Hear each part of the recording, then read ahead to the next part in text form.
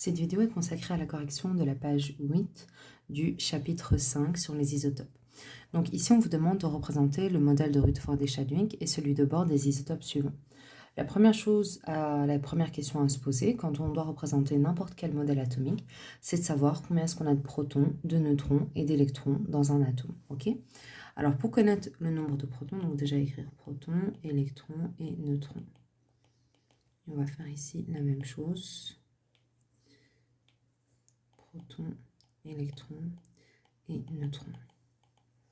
Donc la première chose ici, donc pour connaître le nombre de protons, tout simplement, on va regarder dans n'importe quelle case du tableau périodique, en l'occurrence ici dans la case du tableau périodique pour l'azote, et on regarde quel est son nombre atomique grand Z. Ok, son nombre atomique grand Z à l'azote, ici c'est 7. Donc on sait qu'on a 7 protons. Pour savoir combien d'électrons, il faut se demander est-ce qu'il y a des charges en exposant ou pas. Ici, il n'y en a pas. Ça veut dire que le nombre de protons est égal au nombre d'électrons. Et pour connaître le nombre de neutrons, tout simplement, ici, vous avez en haut à gauche de chaque isotope un nombre appelé nombre de masse. Okay, pour savoir combien est-ce qu'on a de neutrons dans un isotope, tout simplement, on prend ce nombre de masse et on enlève le nombre atomique grand Z. Ici, en l'occurrence, si on fait ça, on voit que le nombre atomique grand Z ici, 14 moins 7, ça nous fait 7. On va faire la même chose ici pour le carbone. Donc, on a le nombre de protons ici. On sait que le nombre de protons du carbone, c'est 6, parce que son nombre atomique grand Z, c'est 6. On sait ici qu'il n'y a pas de charge, donc il y a autant de protons que d'électrons. Donc, ça va être également 6. Et pour le nombre de neutrons, tout simplement, on prend le nombre de masse ici, 14 moins 6, ce qui nous donne ici 8. Donc ici, on sait qu'on a 8 neutrons. OK ? Donc ça, c'est pour savoir combien de protons. Maintenant, tout simplement, il va suffire de représenter les modèles atomiques de Rutherford et Chadwick et celui de Bohr. OK ? Alors, le modèle de Rutherford et Chadwick, tout simplement, on a un noyau, OK, dans lequel on a les protons et les neutrons. Donc ici, on va représenter les protons en vert, les neutrons, par exemple, en rose, ici, 7 neutrons. OK. Et on va placer les électrons autour, d'accord, autour, tous à la même distance du noyau, tout simplement. OK. Et on va représenter, par exemple, ici, les électrons en noir. Pourquoi pas en noir? Ici. Voilà. 1, 2, 3, 4, 5, 6 et 7. Voilà. Alors, on n'oublie pas bien sûr de faire sa légende, mais ça on la fera à la fin. Pour le modèle de Bohr ici, on fait exactement la même chose. On met un noyau dans lequel on va mettre les protons et les neutrons. 7 neutrons. Et ici, par contre, ce qu'on va faire, c'est qu'on va placer sur des orbitales à des distances différentes. Donc, si on regarde dans le tableau périodique, on voit que sur la première couche ici, on a 2 électrons. OK. Et si on regarde dans le tableau périodique, on voit qu'on a une deuxième couche pour l'azote. Donc, il n'y a rien qui change ici. Le nombre d'électrons est exactement le même. Sur la deuxième couche, on a 5 électrons. Donc, il suffit simplement de recopier ce qu'il y a dans le tableau périodique en fait pour les isotopes, vu que le nombre d'électrons ne change pas. OK, on fera la légende pour tout le monde à la fin. Donc ici, concernant le modèle de Rutherford et Chadwick pour le carbone 14, bien, on fait le noyau ici, dans lequel on va mettre 6 protons et 8 neutrons, ici. Et on va placer ici les orbitales tous à la même distance du noyau. Tac. Tac, sur lesquels on va mettre 6 électrons. 1, 2, 3, 4, 5, 6. Pour le modèle de Bohr ici, c'est la même chose. On représente le noyau. Ici, on a 6 protons, 8 neutrons. On va mettre 6 protons, 8 neutrons.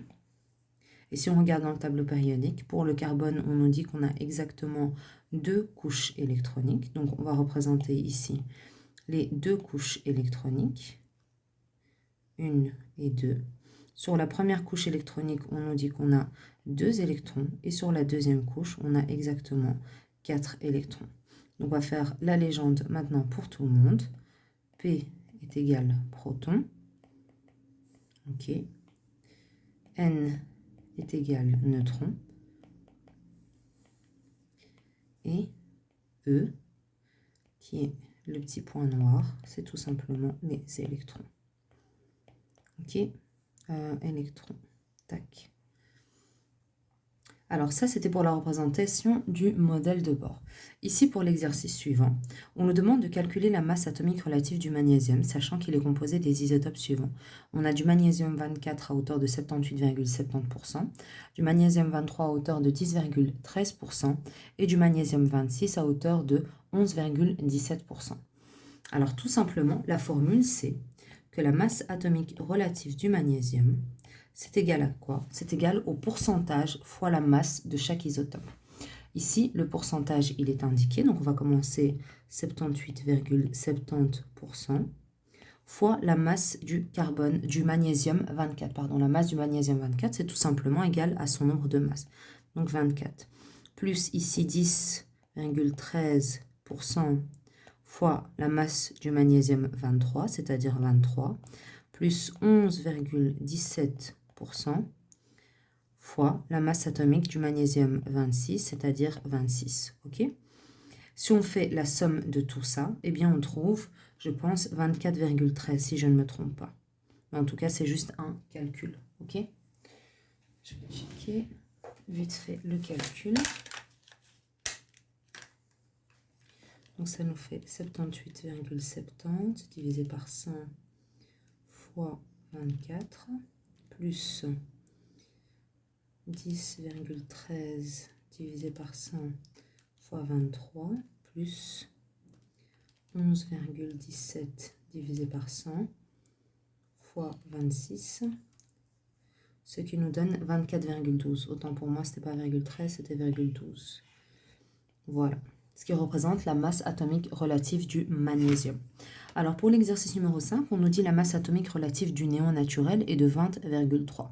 Donc on a déjà la masse atomique relative. On sait que la masse atomique relative, elle est égale à 20,18. Super.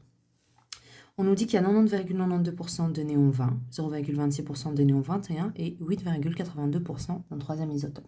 Donc nous, ce qu'on va faire, c'est qu'on va écrire déjà la formule de calcul de la masse atomique relative. On va mettre toutes les données et on va voir qu'est-ce qu'on a comme inconnu à la fin.